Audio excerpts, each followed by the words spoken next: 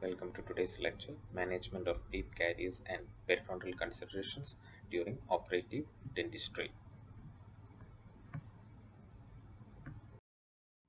Learning Outcomes. Identify the clinical features of deep dental caries.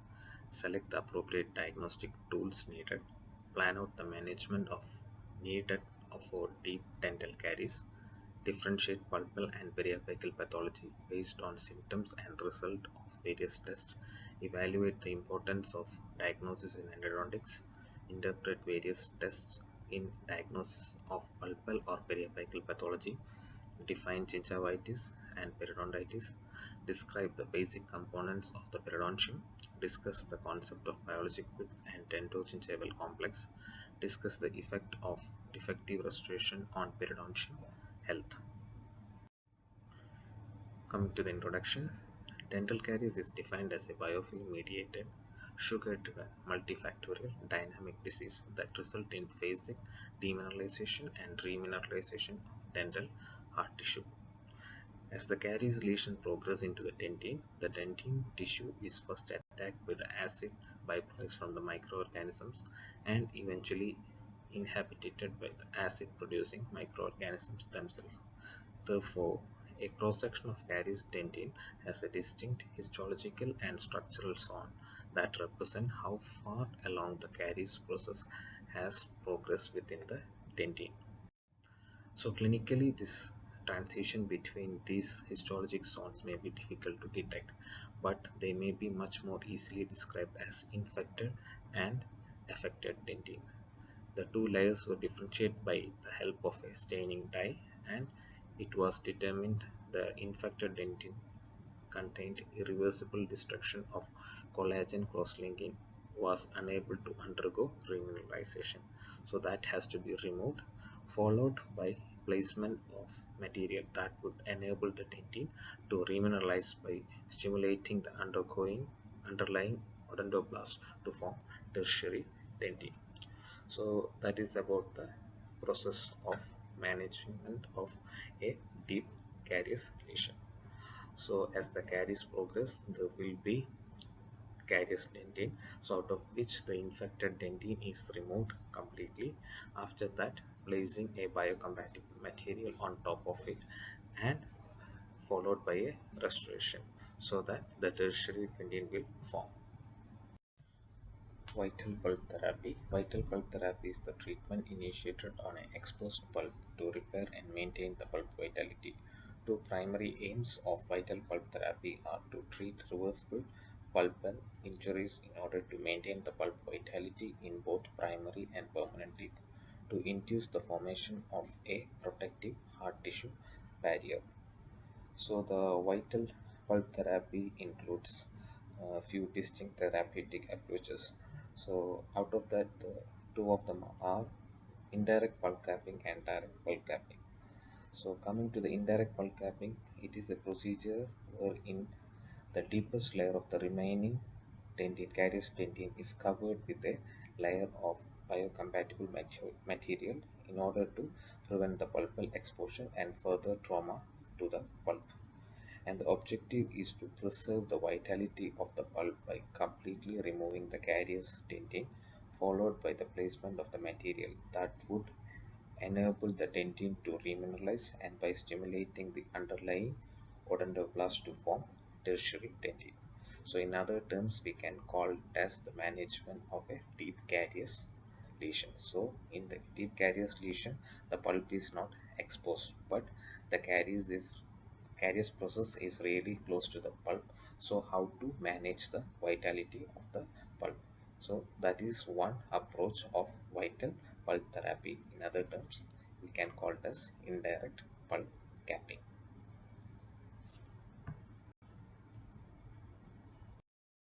So caries dentin differentiation.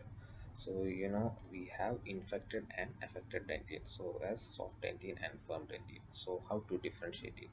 So soft dentin says like soft demineralized dentin teeming with bacteria.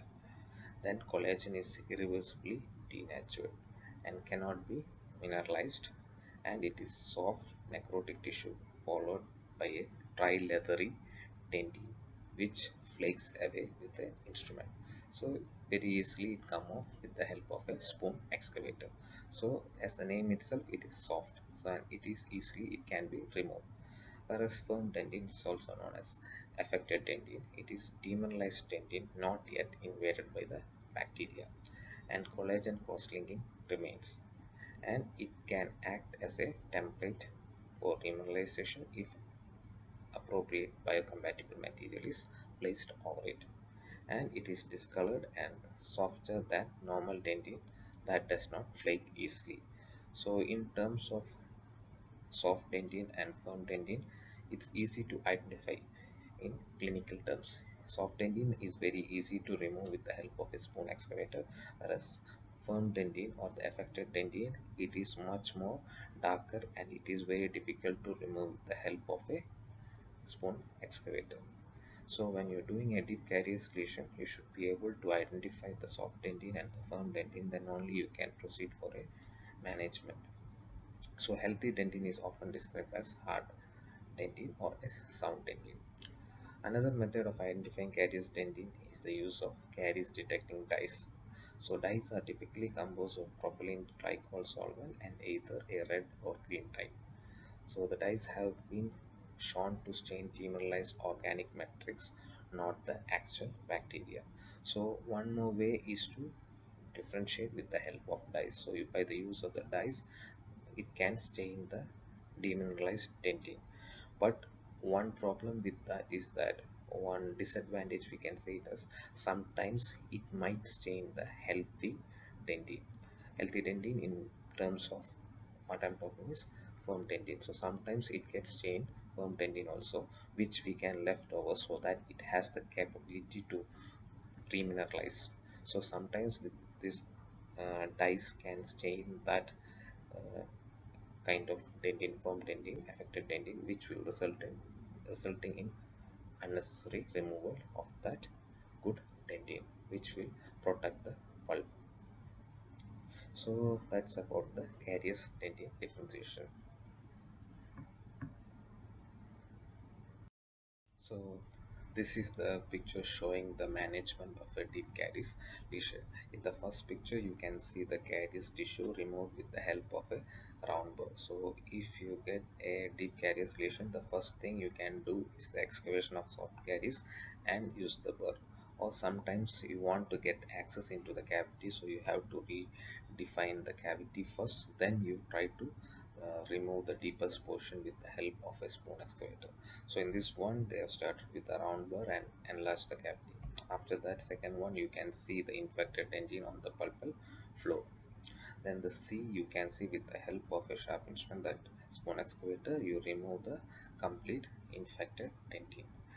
Then after that, there will be some affected dentin, so you have to decide if it should be uh, left there or not. So you have to scrap everything possible, that is the soft dentin, then you have to remove the firm dentin little bit, so that mostly you cannot remove with the excavator. Sometimes you have to use the burr. So once it is removed completely, as you can see in E, removal of affected dentin, they are using the spoon excavator sometimes, which is not possible because it has that flakiness, it won't come off that easily, so it will be much more darker in color. So you can use the burr, round burr, and slowly remove it without exposing the pulp.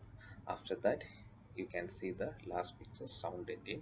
On top of that, you place the biocompatible material, calcium hydroxide, and followed by a good permanent restoration. So that is about the treatment. So management of deep dental caries. So the first and important thing is, it's a deep caries, there is a good chance for sensitivity. So in that case, you have to go with anesthesia first and followed by isolation, and it is important. But sometimes certain tooth which we won't be able to do, but isolation is important in terms of management, because sometimes if there is a minor exposure, we can go for direct pulp capping. So that's one reason it is important, you have to isolate the tooth properly. So you can use rubber dam and isolate the tooth. Once you attain the anesthesia and isolation is done, as we said, we start removing the caries with the help of a spoon excavator, that is the soft dentist or the soft caries. But sometimes if you don't have a proper access, use a round burr and enlarge the cavity. Define the cavity first, then you remove the caries. So infected dentin partially removed with round burr or in slow hand speeds, or you can use a spoon excavator. Then the peripheral caries dentin removed with the help of spoon excavator. So basically completely removing the caries with the help of spoon excavator, because it's a soft caries. So no pulpal exposure or no signs of irreversible pulpitis. If the caries are completely removed and the affected dentin is also what how much ever you want to remove, and leave a thin layer so that you won't expose the pulp if it is really deep. Then once you attain this position, then you place a good biocompatible material on top of that and give a temporary restoration. So the biocompatible material is calcium hydroxide, commonly we use because there is no exposure. In terms of exposure, the best material we can use is MTA, mineral trioxide aggregate. And again continue with the IRM, and you have to see the patient about 3 to 8 weeks and check the vitality and other things to confirm there is no problem with the tooth, and tooth should be asymptomatic. So tooth has the potential to come back to the normal, pulp has the potential to come back to the normal. So like that you have to identify in terms of direct pulp capping. But what we here we are doing is indirect pulp capping. Here we remove the complete infected dentin and covered with calcium hydroxide and followed by a temporary restoration IRM, which will stay for a long time. And in the second appointment, after 3 to 8 weeks, you have to check the tooth. The tooth should be asymptomatic. That means there should not be any pain on percussion, and tooth should be vital. So again proceed with anesthesia, isolation with rubber dam, and removal of temporary film material. Carefully you have to do without exposing the pulp. Then carefully examine the tooth. Further excavation is required. It has to be done, and clinically confirm the change in color and hardness of the dentin, because last time when you have removed everything, the soft debris and hard dentin you have removed completely, and there should be a signs of reparative dentin formation. Then you have to place a calcium hydroxide thin layer above the pulpal floor and followed by a permanent restoration, which can be an amalgam composite or type 9 GAC. It is considered as a type 9 GAC is considered as a permanent restoration. So this is the normal protocol followed for the management of deep dental caries. Next is examination procedures required to make a endodontic diagnosis. So coming to endodontic diagnosis, it is a tricky one because diagnosis cannot be made from a single isolated piece of information. For that, you have to clinically check the patient thoroughly, then you have to derive a probable diagnosis. When you're taking the clinical examination, you have to make sure you should include the medical and dental history, and the clinician should be ready to formulating a probable or a preliminary diagnosis in her mind while taking up the history itself.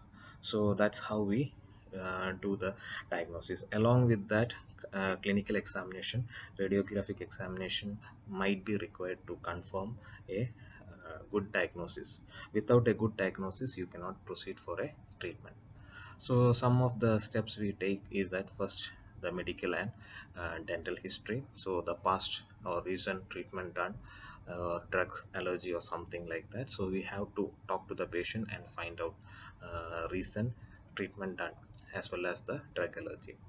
Then most of the patient comes to us with a chief complaint. Rarely patient comes for a checkup, especially dental. So if the chief complaint is there, you have to ask. Most probably it might be a pain or something related to pain or any discomfort. So in case of pain, you have to ask about the symptoms, duration of pain, location, onset, stimuli, relief, or is it referred from something, or if there is any aggravated factors, or if there is any reduction of pain if medication is taken.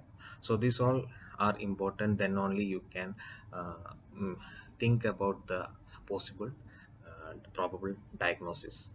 So you have to correlate the condition of the pain. When the pain is at night, means probably it is looking towards more towards the irreversible pulpitis. So like that, you have to ask the patient and find out the reason and how it is onset, location, something extra like that. Then comes for the clinical examination. First, we usually check the facial symmetry. Then, if there is a decayed tooth for a very long time, you have to look for a sinus tract. If there is a pulpal involvement, there might be chance of abscess development, or there might be sinus tract. So in case of abscess, definitely there will be a swelling, and in case of sinus tract, you can use a GP point, insert into the sinus tract and expose the with the radiograph so that you can see the tract clearly. Then you have to check the soft tissue, whether there is any abrasions or any enlargement or something like that. Then you have to check the periodontal status with probing and mobility also taken into consideration. Caries and restoration you have to check, then only you can uh, consider whether it can be replaced with a new one or not. So caries, of course, we need to go for restoration, so you have to check and confirm that there is no pulpal involvement and tooth is vital. When you talk about the vitality, the next one is the clinical testing, that is the pulp test. So the pulp sensitivity test you have to conduct. It can be cold, electric, or heat, or you can use the EPD as well. So these are the few which we have in the clinic. So we have to check the contralateral tooth first, then make aware of the patient that this is what going to happen, then you do on the tooth which you are supposed to do. So like that, you have to confirm that vitality. So if that is also done, then you move on to the periapical test, that is percussion palpation. So you know about it, you have to confirm how is the periapical condition. So percussion and palpation you have to confirm. Then tooth sleuth, sometimes there might be chances for fracture. So the only way to reconstruct that kind of pain is using tooth sleuth or biting on a hard object. So sometimes vertical fractures we tend to find out with the help of that tooth sleuth. Then comes with the radiographic examination. If you cannot find anything within the clinical limits, then you have to confirm with a periapical radiograph or a bite wing, or CBCT. So most commonly, if there is a deep carious lesion and you are not sure which is approaching pulp or which is involving pulp, so in that case you need to confirm whether you are going for a restoration or you are going for a root canal treatment. For that, you need to get a diagnosis. So you have to go with a radiograph, then confirm whether there is involvement or not. Of course, if the tooth is non-vital, you cannot do a restoration, you have to go for RCT. So but still you need an IOPA, so you have to take an IOPA and confirm the diagnosis. Sometimes what happens is that in some cases the clinical and radiographic examinations are inconclusive and give conflicting results. So as a result, a definite pulpal and periapical diagnosis cannot be made. So in that case, maybe we need to do some additional tests. So that is what sometimes transillumination, most commonly we do it for the fracture, and selective anesthesia because the patient was not able to identify the pain. So sometimes we give selective anesthesia and check, and test cavity. Of course, if some cases we are not able to do this, test should be performed and try to confirm the definite diagnosis. But still you won't be able to get a proper diagnosis. In that cases, the patient may have to wait and reassess at a later appointment. So most common thing we do in diagnosis is that first the chief complaint, and you have to ask to the patient and find out what is patient's problem. Is it persisting, or is it been there for a long time, and what kind of, if it is pain related, so you should know about the symptoms, duration of pain, like that. Then comes to the clinical examination. You check for the symmetry, swelling, sinus tract, soft tissue periodontal problems, then caries and restorations.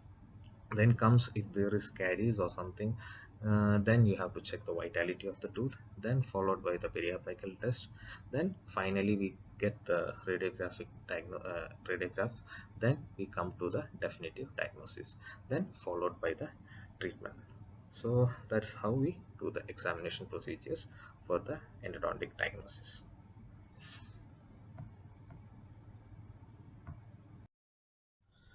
Coming to endodontic diagnosis, so we have a variety of classification for endodontic disease, but majority of them are based on the histopathological and clinical findings.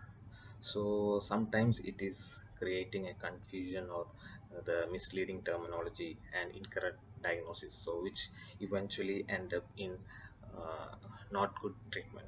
So American Association of Endodontics has recommended a universal diagnosis, so that is pulpal and periapical diagnosis. For each tooth there will be a pulpal and a periapical diagnosis. So the pulpal diagnosis include normal pulp, reversible pulpitis, symptomatic irreversible pulpitis, and asymptomatic irreversible pulpitis.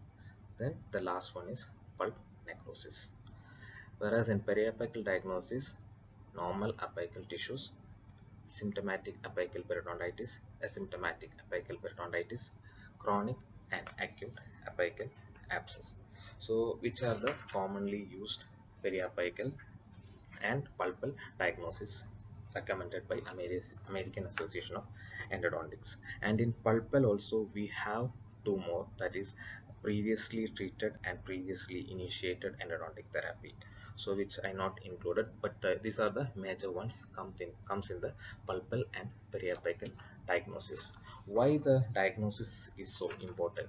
Because a key purpose of establishing a diagnosis, a proper diagnosis, is to determine what clinical treatment is required or needed to be performed. For example, if you make a incorrect diagnosis, then it will cause problem for a patient, as you result in an improper management of that specific condition.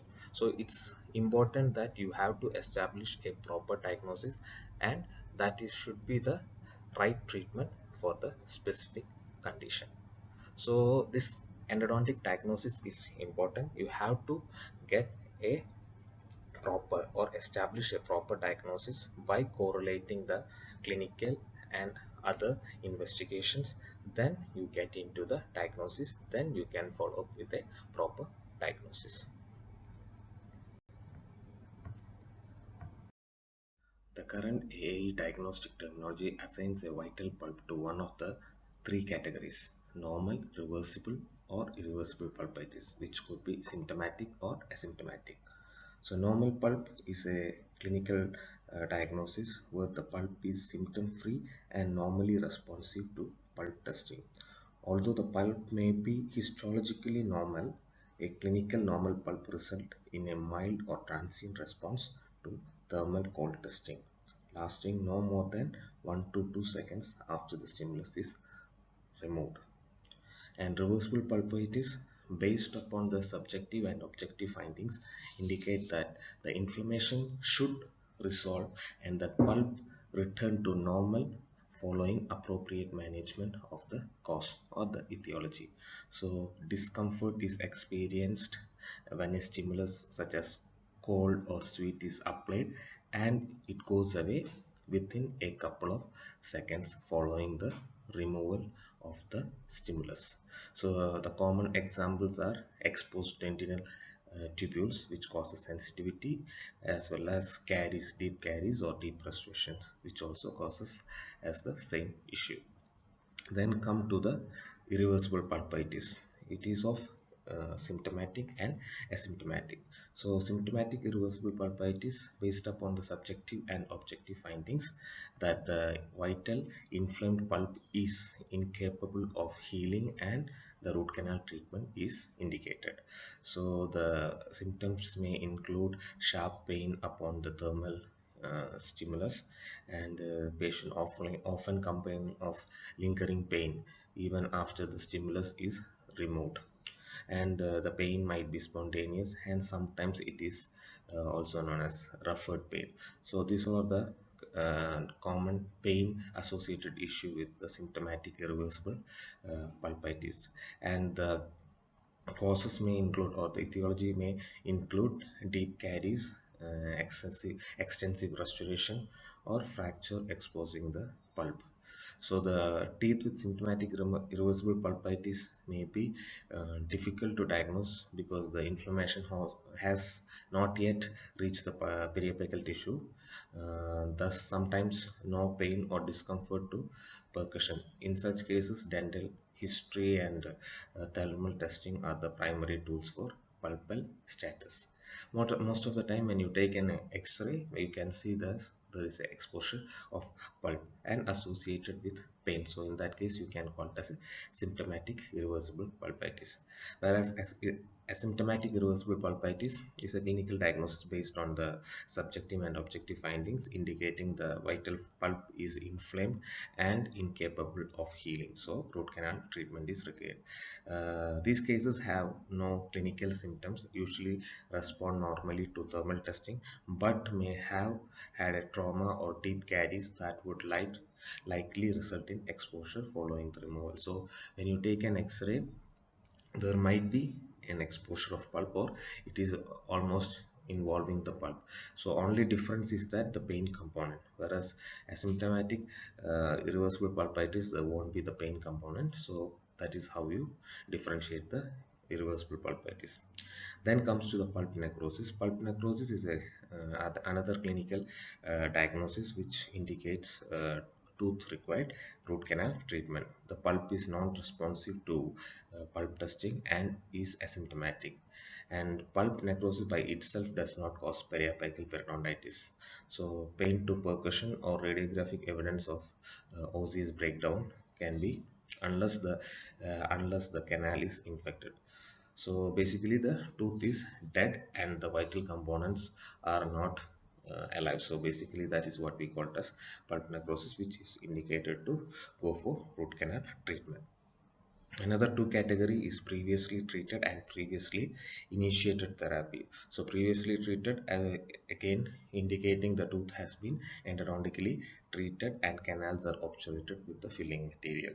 Whereas previously initiated, again the endodontic therapy is has been performed previously, partially or uh, not completely. So you can call it as previously initiated therapy. So these all are the pulpal diagnosis we can talk about. The now comes to the periapical diagnosis.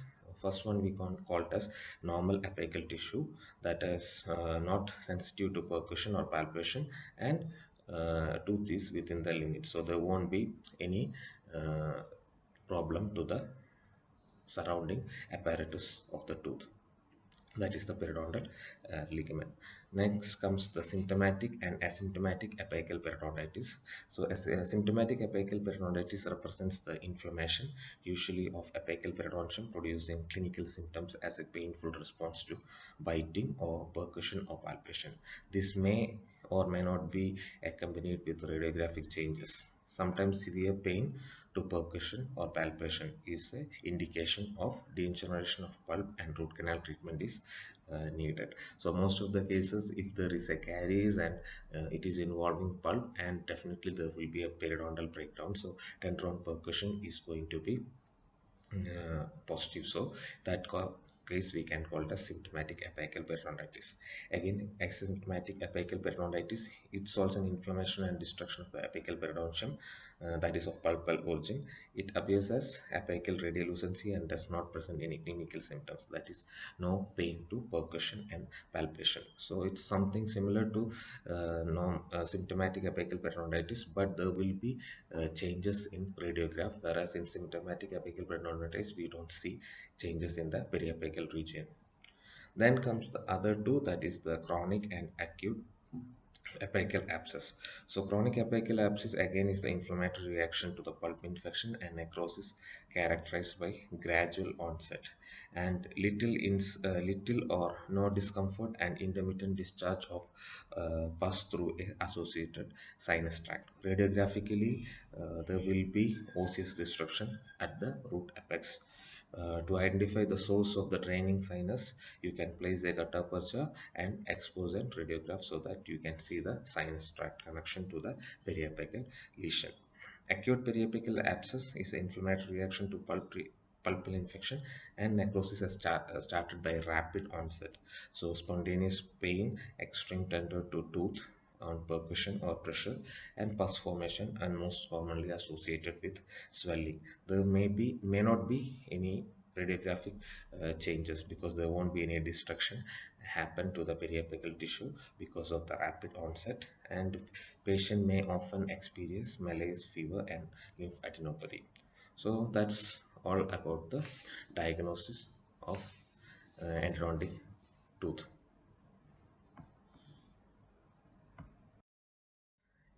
Next, coming to gingivitis and periodontitis. Gingivitis is characterized by area of redness and swelling, and there is a tendency of the gingiva to bleed easily. Gingivitis is limited to the epithelium and gingival connective tissue. So basically, it is the inflammation of the gums which can be limited to the epithelium and connective tissue. Periodontitis is defined as an inflammatory disease of supporting tissue of the teeth caused by specific microorganism or groups of specific microorganisms, resulting in progressive destruction of the periodontal ligament and alveolar bone with increased probing depth, formation, recession, or both, or sometimes mobility as well. So inflammation of the supporting tissue and result because of the some bacteria or a group of specific microorganisms, resulting in the destruction of the periodontal ligament and alveolar bone, which causes probing depth and recession, or sometimes both, or sometimes it end up in mobility as well. Coming to the basic components of periodontium. So first one is gingiva, is the part of the oral mucosa that covers the alveolar process of the jaws and surrounds the neck of the teeth. Gingiva is divided anatomically into marginal, attached, and interdental areas. Periodontal ligament is the connective tissue that surrounds the tooth and connects it to the bone. It's continuous with the connective tissue of the gingiva and communicates with the marrow spaces through vascular channels in the bone. The another one is cementum, is the calcified avascular mesenchymal tissue that forms the outer covering of the anatomic root. Then comes the last one, alveolar process. It's a part of maxilla and mandible that forms and support the teeth, which you all know the basic components of periodontium very well. So I don't want to explain in it. And the same chapter is covered in perio as well. Next comes the biological width and dentogingival complex. So biological width is defined as the dimension of soft tissue which is attached to the portion of the tooth coronal to the crest of alveolar bone. Biological width is the term applied to the dimensional width of the dentogingival junction, that is the epithelial attachment and underlying connective tissue. You can see in the picture the biological width, that is junctional epithelium and the connective tissue attachment. So the biological width is the distance established from the junctional epithelium and the connective tissue attachment to the root surface of the tooth. This is also described as the height between the deepest point of the gingival sulcus and the alveolar bone crust. In picture you can see that very clearly. So this distance is an important consideration when creating the dental restorations because they must respect the natural architecture of the gingival attachment in order to avoid the harmful consequences. So the biological width is a unique one and for every patient and can range from 0.75 to 4.3 mm. From the restorative point of view, because its violation leads to complications like gingival enlargement, alveolar bone loss, and improper fit of the restoration. So, average combined histological width of connective tissue attachment and the junctional epithelium is 2.04 mm. The margin of the crown or the restoration should be placed no closer than 2.5 mm from the alveolar bone. Therefore, a crown margin which is placed 0.5 mm subgingivally tends to be well tolerated by the gingiva. Commonly not possible to place a intraclavicular margin because the margin will be too close to the alveolar bone, resulting in a biological width impingement and chronic inflammation. So from the restorative point of view, you should not violate the biological width because it will cause problem to the periodontal ligament, and eventually it will cause chronic inflammation to the supporting tissue. That is why biological width is important. So it's, again I'm telling you, it's the distance established from the junctional epithelium and the connective tissue attachment to the root surface of the tooth. Most of the time it is commonly combined with the subgingival restorations as well as post and core. So these are the two restorative point of view. We look into the biological width, and most of the time we learn this one in perio, but uh, application mostly comes with the restorative part. So we have to understand where you have to rest your finish line, and it is always better to keep the finish line supragingival because of the self cleansing purpose, because once it goes to the subgingival it is very difficult to maintain, and sometimes it end up in chronic inflammation. Defective restorations on periodontal health. For restoration to survive long term, the periodontium must remain healthy so that the teeth are maintained. For periodontium to remain healthy, restoration must be critically maintained in several areas so that they are in harmony with their surrounding periodontal tissue. To maintain and enhance the patient aesthetic appearance, the tooth tissue interface must present a healthy natural appearance with gingival tissue framing a restored teeth in a harmonious manner. Defective dental restoration and anatomical aberration of the teeth often favor plaque accumulation, leading to gingival inflammation. So the biological considerations are restorative margins, biological width, overhanging restoration, marginal fit, crown contour, hypersensitivity to the restorative material, and subgingival debris. This has to be taken consideration when you are performing a restoration. So first one is restorative margin. So the location, fit and finish of restorative margins are critical factor in maintenance of periodontal health. According to the concept of extension for prevention postulated by G.V. Black, margins of restoration have to be placed on a self-cleansing regions of the teeth. Restoration with supragingival margin gave the most favorable gingival response. Restoration with margin placed subgingivally appeared to be harmful to the periodontium. Gingival inflammation and loss of attachment with pocket formation have been observed. Surface roughness of restoration and tooth restoration interface favor plaque retention. So the finish and location as well as the fit of the margins are important in the periodontal health. Again, the self-cleansing regions are important so that it can maintain by itself. Then comes to the margin, whether it can be supragingival or subgingivally. Gingival response is good with the supragingival margin because sometimes subgingival margins can cause harmful problems to the periodontium. And gingival inflammation and loss of attachment with pocket formation have been observed in certain cases with the subgingival margins. And one of the other reason is that finishing, contour and finishing of the restoration of the crown margin, which may, if it is not done properly, it may cause plaque retention and it may end up in inflammation of the gums. Biological width. The dimension of the space that healthy gingival tissue occupy above the alveolar bone is identified as biological width. On average, the biological width measures 2.04 mm. So the invasion of this space result in inflammation and crustal resorption of the alveolar bone. So the invasion of biological width should avoided during restoration in order to prevent attachment loss and persistent gingival inflammation. The more common finding with deep marginal placement is that the bone bevel appears is remain unchanged, but the gingival inflammation develop and persist. Again, we already discussed biological width. We should not violate the biological width because it will end up in inflammation to the supporting tissue, that is basically periodontitis or gingivitis. Again, the deep restorations, it may not cause much problem, but severe local damage will be there, that is persistent gingival inflammation, so it should be avoided.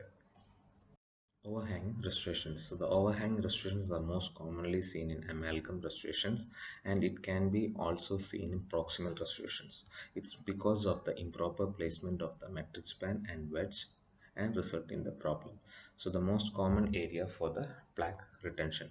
Once the plaque accumulates, it can be act as an environment for uh, pathogenic bacteria can grow. So the removal of overhangs must be done professionally. Sometimes you can try the interdental abrasive strip and try to remove if the overhang is small. But if it's a real big overhang, it has to be removed with the handpiece and you have to redo the restoration, because then only you can improve the periodontium and the gingiva. This is marginal fit. So again, marginal fit can cause inflammatory response in the periodontium because the level of gingival inflammation can increase corresponding with the level of marginal opening. So the marginal margins that are significantly open are capable of harboring large number of bacteria and may be responsible for the inflammatory response. So basically it can act as an area for plaque accumulation, and thereby it can act as an environment for bacteria to harbor and grow. So it should be rectified during your preparation. Restoration contour. So all the teeth have some specific convexity on the lingual or facial, proximal and occlusal surface of the teeth that afford the protection and the stimulation of the supporting tissues during mastication. These convexities are basically called as the contours. So it is important to create the contours like natural because it provides access for hygiene, because it creates the tooth surface as a self-cleansing areas for the gums. So over contouring of the crown leads to plaque retention and marginal gingivitis, and under contouring it can be causing harmful effects to the gingiva like foot impaction. So it is important to replicate the natural contour for the hygiene of the gums, and thereby you can reduce the problems for the supporting tissue. Next is rough dental restoration of surface. So basically it can favor the plaque accumulation and contribute the periodontal disease. So mostly the highly polished surfaces of porcelain inhibit plaque formation and permits its rapid removal. It goes with the other restorations also. If the restorations are polished well, you can reduce the plaque accumulation. And one other thing is the leaving debris below the tissue during the restorative procedure can cause harmful effects on the periodontal ligament. So it has to be taken care while you're doing your restoration. So whenever you perform a treatment, make sure the restoration has to follow the natural contour and the surfaces are well polished so that you can reduce problems for the supporting tissues of the teeth. A defective dental restoration and anatomical aberrations of teeth often favor plaque accumulation, leading to gingival inflammation. A good knowledge of such factor is essential for prevention of periodontal disease by adapting suitable restorative procedure or correcting the anatomical defect. So that's all about the lecture, and if you have any doubts, please ask me. Thank you for listening.